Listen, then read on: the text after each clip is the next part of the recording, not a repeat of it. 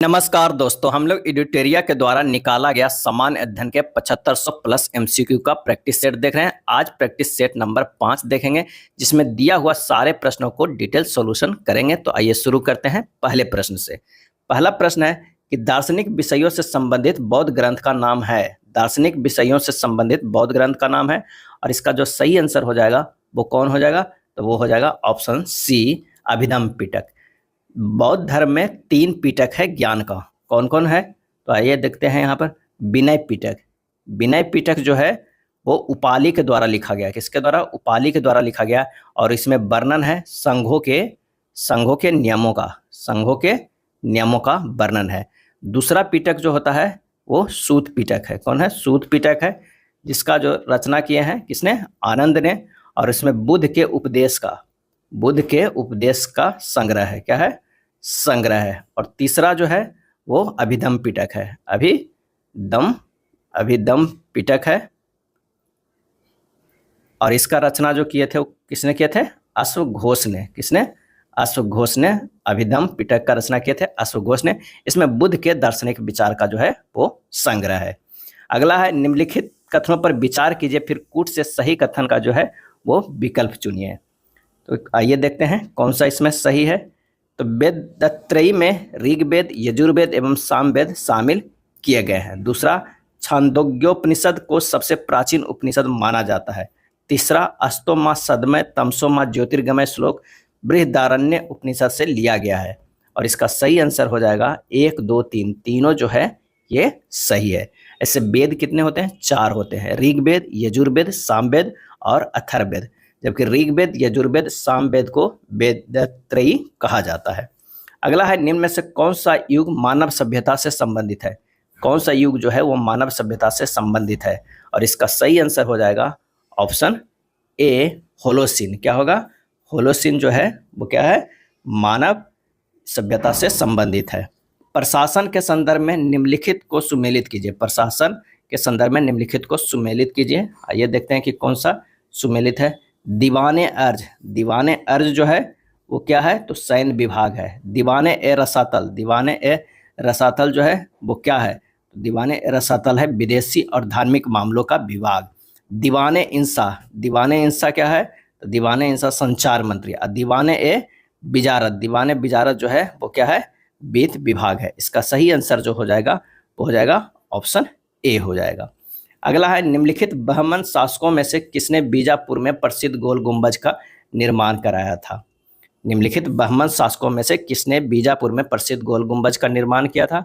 और इसका जो सही आंसर हो जाएगा ऑप्शन ए, मोहम्मद आदिल शाह ने। और कब किया था? तो ये 1656 में निर्माण कराया था, जिसका डिजाइन किसने बनाया था? डिजाइन बनाया था दाबुल के जो है याकूत था, जिसने डिजाइन बनाया था किसका? तो गोल गुंबज का। सल्तनत कालीन शब्द बिस्पा का क्या अर्थ है? और इसका सही आंसर जो हो जाएगा वो हो जाएगा बी, चांदी का सिक्का। किस विजयनगर शासक ने तुंगभद्रा नदी पर बांध का निर्माण कराया? और इसका सही आंसर हो जाएगा ऑप्शन सी, देवराय प्रथम ने। भारत का पहला शासक जिसने सर्वप्रथम उर्दू को अपने राज्य की राजभाषा घोषित किया था? भारत का पहला शासक कौन था जिसने सर्वप्रथम उर्दू को अपने राज्य की राजभाषा घोषित किया था?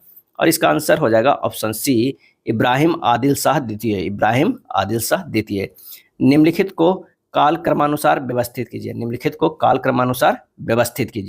फॉरवर्ड ब्लॉक की स्थापना कब हुई थी? तो 3 मई 1939 ईस्वी को। अगस्त प्रस्ताव कब लाया गया था? तो 8 अगस्त 1940 को। आज़ाद हिंद फौज का गठन कब हुआ था?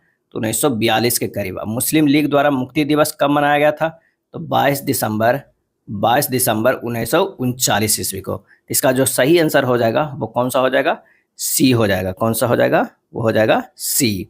अगस्त 1932 ईस्वी में रैमजे मैकडोनाल्ड ने के सांप्रदायिक पंचांग के द्वारा पहली बार एक पृथक निर्वाचन समूह बनाया गया। रैमजे मैकडोनाल्ड के सांप्रदायिक पंचांग के द्वारा पहली बार एक पृथक निर्वाचन समूह बनाया गया, और इसका सही आंसर हो जाएगा डी, दलितों के लिए। और ये आया था कब? 16 अगस्त 1932 को। ब्रिटिश भारतीय राज्य क्षेत्र का अंतिम प्रमुख विस्तार किसके समय में हुआ? ब्रिटिश भारतीय राज्य क्षेत्र का अंतिम प्रमुख विस्तार किसके समय में हुआ? और इसका सही आंसर जो हो जाएगा वो हो जाएगा डी, लॉर्ड डलहौजी के समय में हुआ था। अकालों को रोकने तथा अकाल पीड़ितों की सहायता हेतु भारत सरकार ने अकाल संहिता कब प्रसारित की? अकालों को रोकने तथा अकाल पीड़ितों की सहायता हेतु भारत सरकार ने अकाल संहिता कब प्रसारित की? और इसका सही आंसर हो जाएगा ऑप्शन सी, 1883 ईस्वी में। वर्ष 1922 के शराबबंदी कोई कर नहीं, शराबबंदी कोई कर नहीं आंदोलन का नेतृत्व किसने किया था? और इसका सही आंसर हो जाएगा ऑप्शन डी, सरदार वल्लभ भाई पटेल ने, सरदार वल्लभ भाई पटेल ने।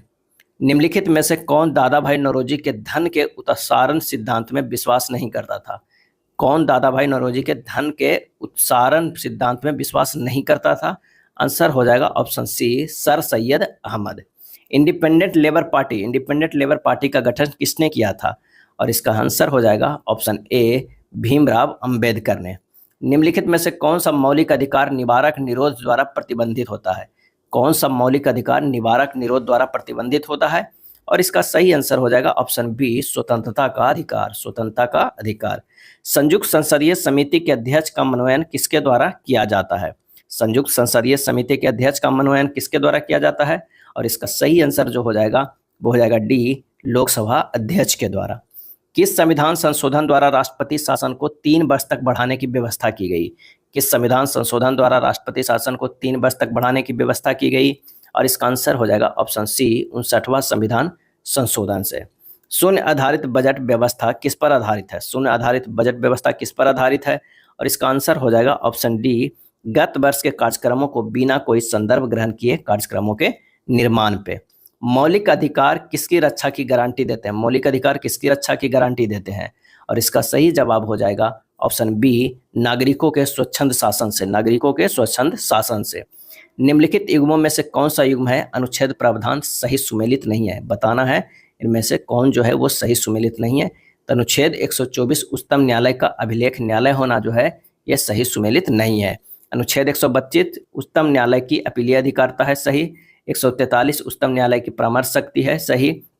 अनुच्छेद 136 उच्चतम न्यायालय के द्वारा अपील के लिए विशेष इजाजत, ये सही है। तो आंसर जो हमारे पास हो जाएगा 21 का ए होगा। 30 डिग्री से 35 डिग्री उत्तर तथा दक्षिण अक्षांशों के मध्य में पूरे वर्ष चलने वाली पवनें क्या कहलाती है? 30 से 35 डिग्री उत्तर तथा दक्षिण अक्षांशों के मध्य में पूरे वर्ष चलने वाली पवनें क्या कहलाती है? सही जवाब हो जाएगा ऑप्शन ए, पछुआ हवाएं। हिमालय की सबसे पूर्वी चोटी निम्नलिखित में से कौन सी है? हिमालय की सबसे पूर्वी चोटी निम्नलिखित में कौन सी है? सही जवाब हो जाएगा ए, नामचा बरवा। सबसे पूर्वी चोटी नामचा बरवा। किसी नक्शे पर ढाल को दिखाने के लिए खींची गई असंबंध रेखाएं क्या कहलाती है? और इसका सही आंसर हो जाएगा ऑप्शन ए, हाइच्यूर। क्या कहलाती है? हाइच्यूर। निम्नलिखित में किस महासागर का सर्वाधिक विस्तृत महाद्वीपीय ढाल क्षेत्र है? निम्नलिखित में किस महासागर का सर्वाधिक विस्तृत महाद्वीपीय ढाल क्षेत्र है? और इसका आंसर जो हो जाएगा वो हो जाएगा कौन सा? डी, अटलांटिक महासागर। क्या हो जाएगा? अटलांटिक महासागर। धारावाह चालक का संबंध किससे होता है? धारावाह चालक का संबंध किससे होता है? और इसका आंसर हो जाएगा ऑप्शन ए, चुंबकीय क्षेत्र से। किससे? चुंबकीय क्षेत्र से। हिग्स बोसॉन की उपस्थिति की पुष्टि किसका औचित्य सिद्ध करेगी? हिग्स बोसॉन की उपस्थिति की पुष्टि किसका औचित्य सिद्ध करेगी? और इसका सही आंसर हो जाएगा ऑप्शन सी, ब्रह्मांड की अस्थायी दशा में प्रतिरूप। ब्रह्मांड की स्थायी दशा में प्रतिरूप का। नम वायु में रखी गई लोहे की चादर पर जंग लग जाता है, जंग के संबंध में कौन सही है? नम वायु में रखी गई लोहे की चादर पर जंग लग जाता है, जंग के संबंध में कौन सही है? और इसका आंसर हो जाएगा ऑप्शन बी, एक यौगिक है। क्या है? एक यौगिक है। हाइबर प्रक्रिया द्वारा अमोनिया के उत्पादन में किस उत्प्रेरक का उपयोग किया जाता है? हाइबर प्रक्रिया द्वारा अमोनिया के उत्पादन में किस उत्प्रेरक का उपयोग किया जाता है? सही आंसर हो जाएगा ऑप्शन कौन सा? तो वो है लोहा का। निकेल और प्लेटिनम करें, लोहा। आंसर हो जाएगा कौन सा? तो 29 का हो जाएगा, वो है बी। एम कोष में अधिकतम कितने इलेक्ट्रॉन होते हैं? एम कोष में अधिकतम कितने इलेक्ट्रॉन होते हैं? और इसका सही आंसर हो जाएगा ऑप्शन डी, 18। अगर के कोष में पूछता तो 2 होता, अगर एल में पूछता तो 8, एम में अगर पूछा है तो 18 और एन में अगर पूछता तो कितना होता? 32। आंसर जो हो जाएगा कौन सा? डी। निम्न में कौन सा रासायनिक तत्व क्षारीय मृदा धातुओं के समूह से संबंधित नहीं है? सही आंसर हो जाएगा ऑप्शन डी, पोटेशियम। क्या है? पोटेशियम। निम्न में मिल्क ऑफ मैग्नीशिया क्या है? मिल्क ऑफ मैग्नीशिया क्या है? और इसका आंसर हो जाएगा बी, मृदु क्षारक है। और इसका जो पीएच मान होता है वो कितना होता है? 10.5 होता है मिल्क ऑफ मैग्नीशिया का। निम्न में से कौन लिंग निर्धारण के लिए उत्तरदायी होते हैं? और इसका आंसर हो जाएगा ऑप्शन सी, एलोसोम्स। एलोसोम्स। यदि किसी जीवाणु में केवल एक सिरे पर फ्लैजेला होता है तो इसे क्या कहा जाता है? यदि किसी जीवाणु में केवल एक सिरे पर फ्लैजेला होता है तो इसे क्या कहा जाता है? सही आंसर हो जाएगा बी, मोनोट्राइकस। क्या कहा जाता है? मोनोट्राइकस। निम्न में कौन सा कोशिकांग अमीबा में जल की मात्रा को बनाए रखने के लिए उत्तरदायी होता है? कौन सा कोशिकांग अमीबा में जल की मात्रा को बनाए रखने के लिए उत्तरदायी होता है? और इसका आंसर हो जाएगा ऑप्शन डी, संकुचनशील रिक्तिका। संकुचनशील रिक्तिका। त्वचीय श्वसन होता है और इसका सही आंसर हो जाएगा ऑप्शन सी, केचुआ में। किसमें होता है? केचुआ में। मनुष्यों के पाचन तंत्र में उत्सर्जित अम्ल कौन सा होता है? मनुष्यों के पाचन तंत्र में उत्सर्जित अम्ल कौन सा होता है? और इसका सही जवाब हो जाएगा ऑप्शन डी, हाइड्रोक्लोरिक अम्ल। मानव मस्तिष्क का कौन सा भाग उल्टी वोमिटिंग की अनैच्छिक क्रिया को नियंत्रित करता है? वोमिटिंग जो होता है उल्टी, उसको अनैच्छिक क्रिया को नियंत्रित करता है कौन सा? इसका सही आंसर हो जाएगा ऑप्शन बी, पश्च मस्तिष्क। कौन सा? पश्च मस्तिष्क। टेरिडोफाइटा। टेरिडोफाइटा समूह के पौधे में निम्न में से क्या नहीं पाया जाता? क्या नहीं पाया जाता है? और इसका आंसर हो जाएगा ऑप्शन ए, पुष्प नहीं पाया जाता है। पौधे में ऊर्जा का अंतिम स्रोत क्या है? पौधे में ऊर्जा का अंतिम स्रोत क्या है?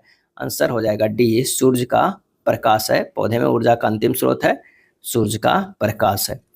कोई भी ऐसी वस्तु जो सरलता से पर्याप्त मात्रा में उपलब्ध हो और जिसे जनता ने सुविधा की दृष्टि से मुद्रा का दर्जा दे दिया हो, क्या कहलाता है? सरलता से पर्याप्त मात्रा में उपलब्ध हो और जिसे जनता ने सुविधा की दृष्टि से मुद्रा का दर्जा दे दिया हो, क्या कहलाता है?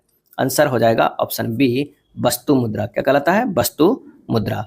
भारत में योजना का मुख्य उद्देश्य विकास की एक ऐसी प्रक्रिया प्रारंभ करना था जो रहन सहन के स्तर को ऊंचा उठाए तथा लोगों के लिए समृद्ध एवं वैविध्यपूर्ण जीवन के नए अवसर उपलब्ध कराए। यह ध्येय किस पंचवर्षीय योजना से संबंधित है? आंसर हो जाएगा ऑप्शन ए, प्रथम पंचवर्षीय योजना से संबंधित है। बिश्नोई आंदोलन का संबंध निम्न में से किससे है? बिश्नोई आंदोलन का संबंध आंसर हो जाएगा ए, वृक्षों के संरक्षण से। काफी इंपॉर्टेंट है। बिश्नोई आंदोलन संबंध है वृक्षों के संरक्षण से। निम्न में कौन एक सर्वाधिक भंगुर पारिस्थितिकी तंत्र है जो वैश्विक तापन द्वारा सबसे पहले प्रभावित होता है? और इसका सही आंसर हो जाएगा ऑप्शन डी, आर्कटिक एवं ग्रीनलैंड हिम चादर। गुट निरपेक्ष आंदोलन का प्रथम शिखर सम्मेलन कब हुआ? गुट निरपेक्ष आंदोलन का। और इसका सही आंसर हो जाएगा बी, 1861 ईस्वी में। निम्नलिखित में से कितने जोड़े सही सुमेलित है? नीचे दिए गए कूट को सही उत्तर चुनिए। और इसका सही जवाब हो जाएगा तो इनमें से सभी। गद्दा जनजाति हिमाचल प्रदेश में, सिंहपो जनजाति अरुणाचल प्रदेश में, थारू जनजाति उत्तर प्रदेश और उत्तराखंड दोनों में, सहरिया जनजाति राजस्थान में। गद्दी हिमाचल प्रदेश, सिंहपो अरुणाचल प्रदेश, थारू उत्तर प्रदेश और उत्तराखंड, सहरिया राजस्थान में, इनमें से सभी सही। वर्ष 2024 को अंतर्राष्ट्रीय कैमेलिड यानी उष्णगन वर्ष किसने घोषित किया? और इसका सही जो आंसर हो जाएगा वो हो जाएगा ए, यूएन ने। किसने? यूएन ने। राष्ट्रीय हरित अधिकरण एनजीटी का मुख्यालय कहाँ स्थित है? राष्ट्रीय हरित अधिकरण एनजीटी का मुख्यालय कहाँ स्थित है? और इसका सही आंसर हो जाएगा ऑप्शन बी, नई दिल्ली में। Amateur kabaddi federation of India, amateur kabaddi federation of India का मुख्यालय कहाँ पर स्थित है? और इसका आंसर हो जाएगा ऑप्शन सी, जयपुर में स्थित है। 21 जून को अंतर्राष्ट्रीय योग दिवस के रूप में मनाया जाना किस वर्ष प्रारंभ हुआ था? 21 जून को अंतर्राष्ट्रीय योगा दिवस।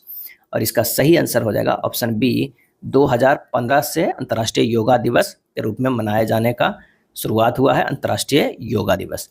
ये था एडिटोरिया बुक में दिया हुआ 7500 प्लस एमसीक्यू का प्रैक्टिस सेट। वीडियो अच्छा लगा तो लाइक एंड शेयर कर दीजिएगा। धन्यवाद।